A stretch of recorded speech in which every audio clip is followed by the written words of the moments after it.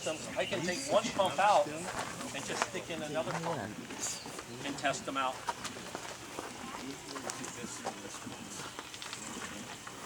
So this is a fellow, he's from Russia, in Vlad. He works with Troy and I this week.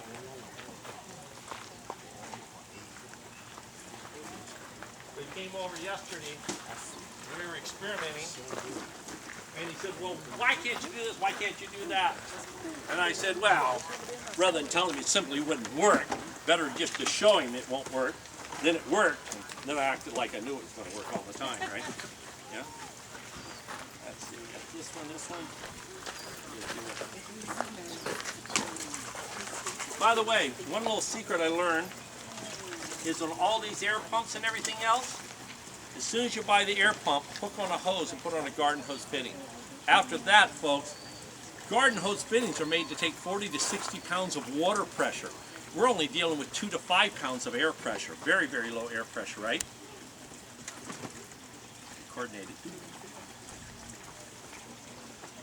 Once I do this, I can come out here in the dark and change out a pump from different brands, different sizes, just something to get through the night without having to hunt for a socket set, a screwdriver, a wrench, a hose clamp, all the other nonsense, right? Give me the end of that yellow one.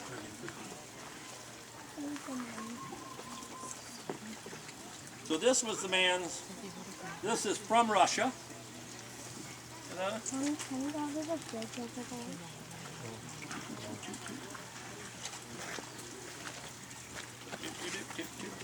Oh, let's see, which one is this one? That one is this one. Too many green hoses, huh?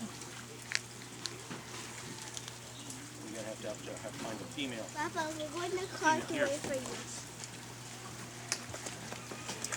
And just rinse them off in the water to get the grit out of it. Never try to put these things together with grit on them. So we come to here.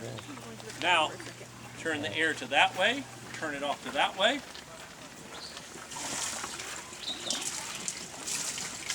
I have to admit, it does pump. Is that simple? Huh? That is nothing but a 2-inch piece of pipe with the little 1/2-inch one with the holes in it, right? Yeah.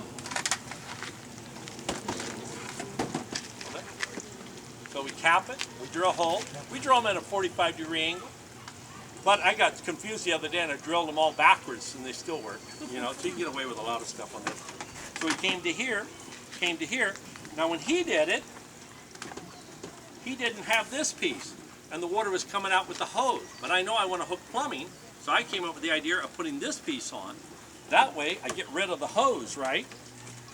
The hose is coming up and out of the way, right? And then that lets me, now I can hook plumbing to here, right? If I had the hose coming out there, how could I stick a pipe? So I need to get rid of that, and that lets the air go out, right? So the air can escape, and there you go. And you got yourself a water pump.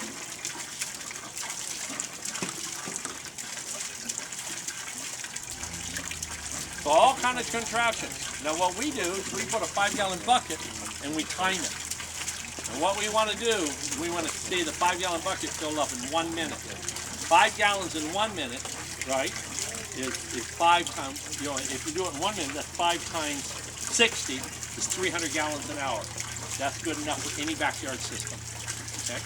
Now, Alex was with me and a couple of the other guys. We went out to Hadama's fish farm. They do koi.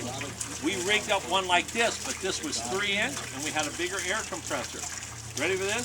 Fill a 5-gallon bucket up in 5 seconds. Okay? That's a gallon a minute.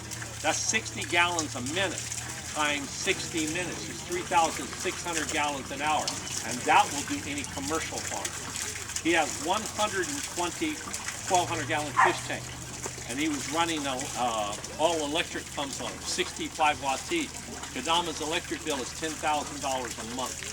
So they hired us as a consultant to go out there to get it down. They want it under $3,000. I can do it with air. So we went out, and in 6 hours, we were able to rig them up with an air pump and truck. Now they're not going to hire me to do all 120 tanks. They just hire me for the lesson, and they'll do all their 120 tanks with their, $10 an hour guys. And do it, right? But we're doing this, and it's coming out a 3-inch pipe and roaring. So.